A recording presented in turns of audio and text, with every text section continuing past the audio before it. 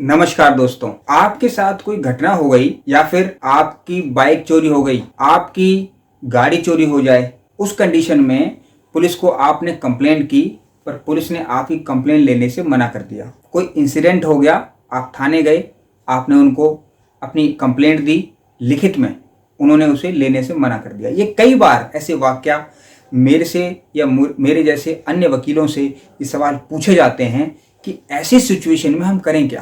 Police हमारा साथ नहीं दे रही। जनरली पुलिस आपका साथ देती है, पुलिस बनी ही आपके साथ देने के लिए है, लेकिन ऐसी सिचुएशन में भी कई बार आप फंस जाते हैं। तो ऐसी सिचुएशन से निकलने के लिए क्या उपाय है और ऐसी सिचुएशन में हमें क्या करना है, ये वीडियो केवल इसीलिए है कि अगर ये परिस्थिति में आप फंसे तो क्या करें। तो आइए शुरुआत करते हैं। दोस्तों, राज्य में जब गवर्नमेंट फॉर्म होती है तो उस गवर्नमेंट से उस राज्य के सिटीजन की कुछ अपेक्षाएं होती हैं और उन अपेक्षाओं में एक अपेक्षा ये होती है कि उन्हें लीगल समाधान यानी कानूनी समाधान स्पीडी मिले, जल्दी मिले और अफोर्डेबल दाम में मिले। इसी के लिए राज्य जो हैं बहुत सारी व्यवस्थाएं भी चलाते हैं, जैसे लीगल सर्विस अथॉरिटी चलाते हैं जहां पर आप मुफ्त कानूनी सहायता ले सकते हैं। इसी के एवज में एक चीज और राज्यों ने जोड़ दी कि जहां आपको पुलिस से कोई परेशानी हो या शिकायत हो तो एक मैंडेटरी प्रोविजन ऐड किया कि आप ऑनलाइन एफआईआर भी रजिस्टर कर सकते हैं। अब ऑनलाइन एफआईआर रजिस्टर करने के लिए आपको क्या करना है, तो मैं एक स्टेप बाय स्टेप गाइड आपको करता हूं। आप समझिएगा बहुत ध्यान से, क्योंकि वीडियो को स्किप मत कीजिएगा। आप बहुत जरूरी खबर है आपके लिए, और क्योंकि ये जानना आपको इसलिए भी आवश्यक है क्योंकि आज के समय में कोई कभी भी किसी भी प्रॉब्लम में फंस सकता है। तो आप समझिएगा, ऑनलाइन एफआईआर जनरली हम जानना चाहते हैं कि होती क्या है। तो जो एफआईआर थाने में लिखी जाती थी उसी एफआईआर को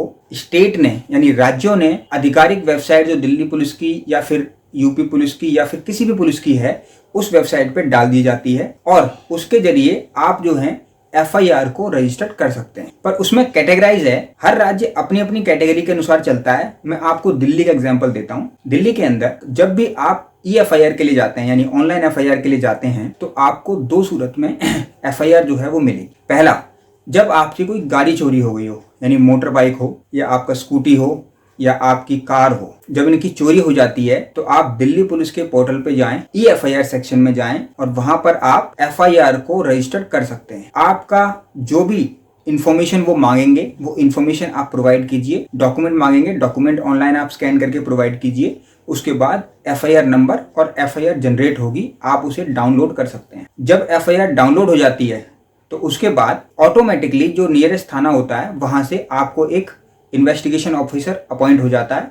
उस इन्वेस्टिगेशन ऑफिसर का काम होता है कि वो आपके केस में इन्वेस्टिगेशन यानी जांच करेंगे। ये गाड़ी के केस में हो गया, यानी वो आपकी गाड़ी फिर ढूंढेंगे। नंबर 2, जब आपकी कोई स्टॉलन प्रॉपर्टी हो, चोरी हो गई हो, जैसे गाड़ी के अलावा, जैसे मान लीजिए आपका पर्स चोरी हो गया, आप कहीं रास्ते में जा रहे थे, कोई लैपटॉप आपका लेके भाग गया, किसी ने आपकी चेन स्नैच कर ली, आप गाड़ी से उतर रहे थे या बस से उतर रहे थे, आपकी चेन स्नैच हो गई।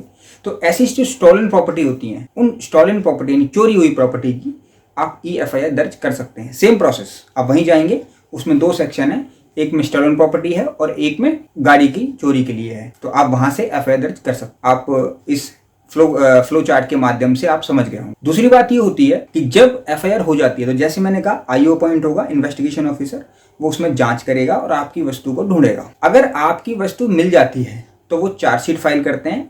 जो अक्यूज्ड होता है यानी जो मुलजिम होता है उसको अरेस्ट करते हैं, अरेस्ट करके कोर्ट में पेश करते हैं। वहां आपको बुलाया जाता है, आपका सामान दिया जाता है और उस मुलजिम के ऊपर केस चलता है। अगर आपका सामान नहीं मिलता तो फिर उसके अंदर स्टेटस रिपोर्ट यानी वो क्लोजर रिपोर्ट फाइल करते हैं पुलिस ऑफिसर्स कि हमें ये चीज नहीं मिली है और ये अनट्रेस है, यानी वो मुलजिम उनको नहीं मिला। तो ऐसी सूरत में आपके पास अपील का प्रोविजन भी, उसको कभी दूसरी वीडियो में डिस्कस करेंगे।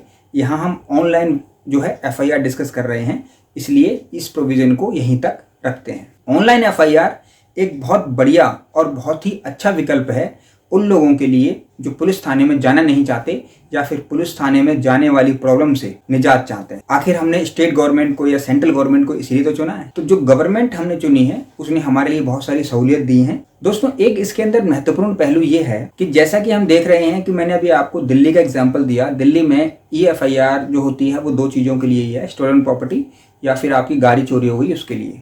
इस पहलू पर स्टेट जो है यानी जो राज्य हैं वो विचार कर रहे हैं क्या इसका दायरा हम बढ़ा सकते हैं, यानी जो कोई और क्राइम होते हैं जैसे कि आपके गले में लड़ाई हो गई, यानी किसी की ज़्यादा चोट लग गई, तो उस कंडीशन में पुलिस जाती है, 324 का केस बनता है, 323 का केस बनता है, 328 का केस बनता है, 380 का केस बनता है, 307 का केस बनता है। तो ये जो केसेस होते हैं, क्या इन केसेस के अंदर भी EFIR हो सकती है? इस पे अभी विचार चल रहा है, कई राज्यों ने किया भी है, लेकिन ये विचाराधीन है, क्योंकि ऐसे सूरत में त्वरित यानी तुरंत जो है रिक्वायरमेंट होती है पुलिस की, इसलिए अभी तक इस चीज पर विचार किया जा रहा है। इन चीजों को होने पर आपके लिए बहुत सहूलियत हो सकती है, हम सब के लिए बहुत सहूलियत हो सकती है, क्योंकि ये चीजें हमें रोजमर्रा की जिंदगी में काम आती हैं। याद रखिएगा, कंप्लेंट और FIR में डिफरेंस होता है। कंप्लेंट थाने में दी जाती है, उसके बाद FIR होती है।